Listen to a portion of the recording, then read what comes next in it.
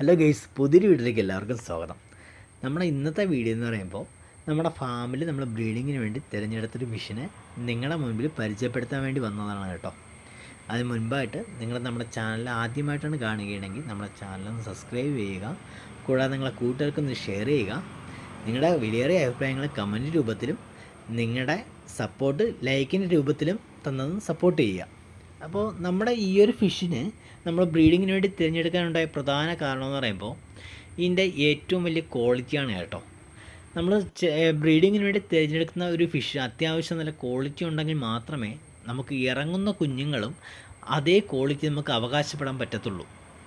അതുകൊണ്ടാണ് നമ്മൾ അത്യാവശ്യം നല്ല കളറും പാറ്റേണും ഉള്ളതുകൊണ്ടാണ് ഈ ഒരു പേരിനെ നമ്മൾ ബ്രീഡിങ്ങിന് വേണ്ടി തിരഞ്ഞെടുത്തത്. ചില കസ്റ്റമേഴ്സ് പറയാറുണ്ട്, ചില ബ്രീഡിൽ നിന്നും, അതായത് മൾട്ടി കളറിൽ നിന്നും അതുപോലെ തന്നെ ഒരു പ്രീമിയം ക്വാളിറ്റി ആയിട്ടുള്ള ഫിഷുകളിൽ നിന്നും ഇറങ്ങുന്ന എല്ലാ കുഞ്ഞുങ്ങളും അതേപോലെയല്ല, ചില കുഞ്ഞുങ്ങളൊക്കെ ഈ കളറില്ലാതെ ഇറങ്ങുന്നുണ്ടെന്ന് പറയുന്നത് കേട്ടിട്ടുണ്ട്.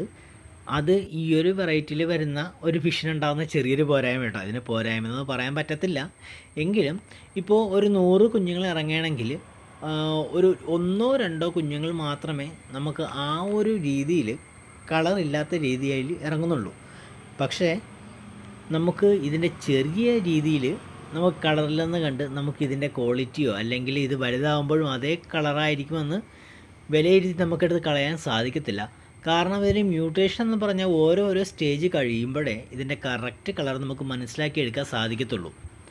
ഈ ഒരു 5 മ്യൂട്ടേഷൻ കാലാവധി ഉണ്ടായ മ്യൂട്ടേഷൻ കഴിയുമ്പോൾ ഈ ഒരു സാധാരണ കളറില്ലാത്ത ഫിഷും കളറ് കയറി നമ്മൾ കണ്ടിട്ടുണ്ട്. അതുകൊണ്ടാണ് നമ്മൾ പറയുന്നത്. അതുകൊണ്ട് കൂട്ടുകാർ ദയവായി ശ്രദ്ധിക്കുക. ഈ ഒരു കാര്യത്തിൽ കളറില്ലെന്നും പറഞ്ഞൊരു ഫിഷിനെ എടുത്ത് കളയുന്നതിന് മുൻപ് അത് പൂർണ്ണ വളർച്ച എത്തിയോ ഇല്ലയോ എന്ന് മാത്രം ഒന്ന് ശ്രദ്ധിക്കുക കേട്ടോ.